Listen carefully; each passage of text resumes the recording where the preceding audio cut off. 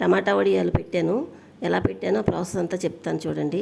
ఇది చక్కగా మనం ఒక్కసారి పెట్టించుకుంటే, ఇప్పుడు ఎండలు ఎక్కువగా ఉన్నాయి కనుక ఆవకాయలు రాకముందే ఈ వడియాలన్నీ తయారు చేసి ఉంచుకున్నాం అనుకోండి, మనం సాంబార్ అన్నం కానీ, పప్పుల అన్నం కానీ, మజ్జిగ చారు కానీ ఇలా ఏవైనా పులుసులు తయారు చేసుకుంటాం కదండి సమ్మర్లో ఎక్కువగా.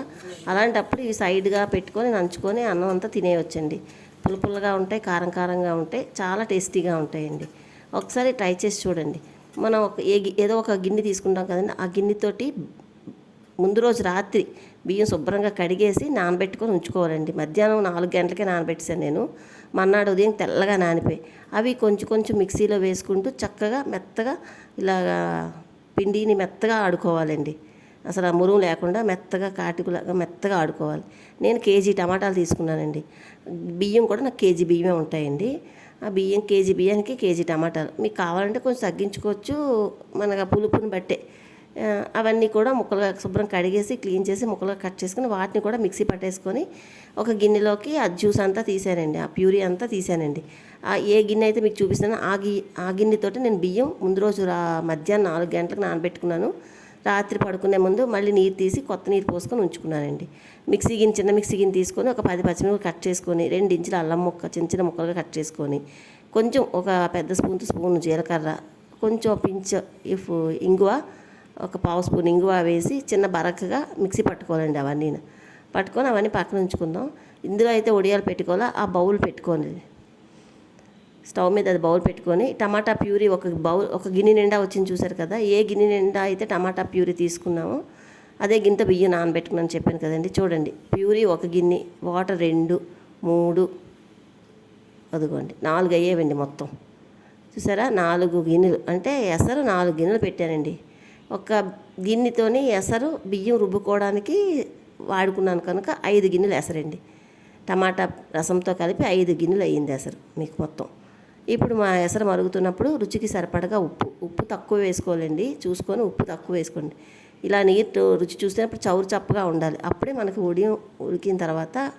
వేగిన తర్వాత మనకి ఉప్పు సరిపోద్ది. అలాగే ఇప్పుడు అల్లము, పచ్చిమిరపకాయలు, జీలకర్ర ఇవన్నీ కోర్స్గా గ్రైండ్ చేసుకున్నాం కదా, అది కూడా ఆ మరుగుతున్న ఎసట్లో వేసేయాలండి.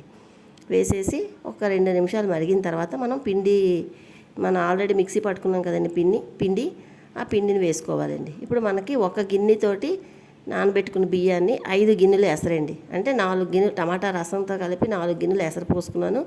ఒక గిన్నెడు బియ్యం రుబ్బుకోవడానికి సైడ్ ఉంచుకున్నానండి. అయితే నేను ఒక చిన్న మిస్టేక్ చేశానండి.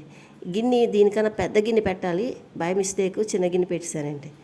ఇంకా పిండి వేసినప్పుడు కానీ నాకు అది ప్రాబ్లం తెలియలేదు. ఇప్పుడు ఎసరు మరిగింది కదండి, ఆ గిన్నెతోటి రుబ్బుకున్నాం కదా, అది చక్కగా కలిపేసుకోవాలండి. అది నాకు గిన్నె చిన్నదైపోవడం వల్ల నేను పిండి ఉడికించుకునే గిన్నె చిన్నదైపోయిందండి.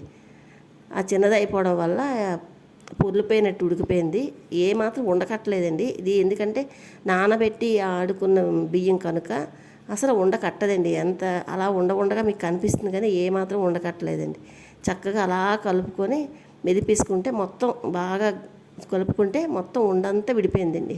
అసలు ఉండకట్టదు. ఇది తడి బియ్యంతో రుబ్బుకున్న పిండి కనుక ఉండకట్టదు. కాకపోతే నాకు గిన్నె చిన్నదైపోవడం వల్ల అలాగా ఇరుకుగా కనిపిస్తుందండి. దీనికన్నా పెద్ద గిన్నె పెట్టుకోవాలి. బై మిస్టేక్ నేను అలా చిన్నది పెట్టాను. చూసుకోండి మీరు గిన్నె పెట్టుకునేటప్పుడు. అప్పుడు మేడ మీద తీసుకెళ్ళి చూస్తున్నారు కదా పిండి ఎంత సాఫ్ట్గా ఉందో, మేడ మీదకి తీసుకెళ్ళి వడియాలు పెట్టేసామండి. ఇది కొంచెం పిండి ఎక్కువ ఉడికించుకున్నాను కదండి. మా అమ్మ కూడా వచ్చారు వడియాలు పెట్టడానికి. ఆవిడకి ఆపరేషన్ అయింది. కింద కూర్చొని పెట్టలేరు. అయినా పిల్లలు కష్టపడుతుంటే ఏ తల్లిదండ్రులు చూసి ఊరుకోలేరండి.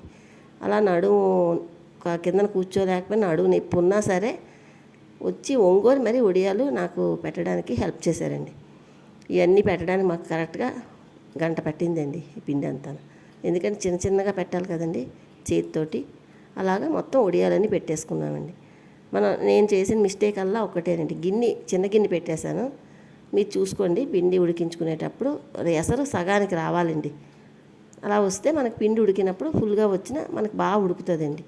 ఇప్పుడు నాకు చూసారు కదా ఎలాంటి ప్రాబ్లం వచ్చిందో. అలా రాకుండా జాగ్రత్తగా చేసుకోవాలి. ఏదైనా చిన్న మిస్టేక్స్ ఉండేటప్పుడు కానీ ఏమైనా పనులు చేసినప్పుడు వచ్చినా సరే మనం ఏమాత్రం కంగారు పడకూడదు. కాస్త టెన్షన్ లేకుండా చేసుకుంటే అన్నీ సాల్వ్ అయిపోతాయండి. చూడండి ఉడియాలు చూస్తే మీకు తెలిసిపోతున్నాయి కదా ఎంత బాగా వచ్చాయో. కరెక్ట్గా 2 రోజులు ఎండేయండి. ఇంకా మైకా కవర్ మీద పెట్టిన కనుక మనం ఒలక్క లేకుండా అన్నీ కూడా పువ్వుల్లాగా వచ్చేయండి. మామూలుగా ఏ ఒడియాలకైనా తెల్లగా మల్లె పువ్వుల్లా ఉన్నాయంటాం, దీనికి మాత్రం కనకాంబరాల్లా ఉన్నాయండి.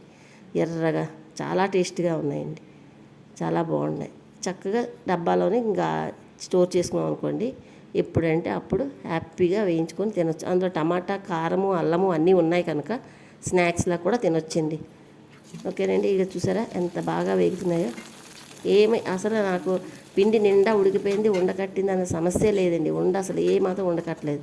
అలాగే తడి బియ్యం, నానబెట్టుకున్న బియ్యంతో చేసుకుంటే ఉండ కూడా కట్టదు. ఓకేనండి. నా వీడియో మీకు నచ్చితే లైక్ చేయండి. థ్యాంక్ యూ ఫర్ వాచింగ్ అండి. బాయ్ అండి.